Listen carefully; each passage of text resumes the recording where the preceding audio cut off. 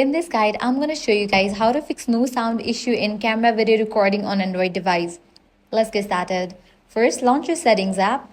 Now scroll down and navigate to the option apps. From the list of apps, find camera and launch it. Now, make sure you have allowed it all the permission. Click on the option permissions and allow all of these options: camera, microphone, notification, photos and videos. Then you can head back. Now click on the option storage. Click on the option clear cache.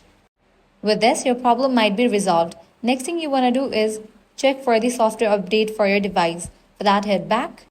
Navigate to the option software update. If any updates are available, just update your software to its latest version. Likewise, you can give a fresh restart to your device, and that's it. These are fixes for no sound issue in camera video recording on Android device.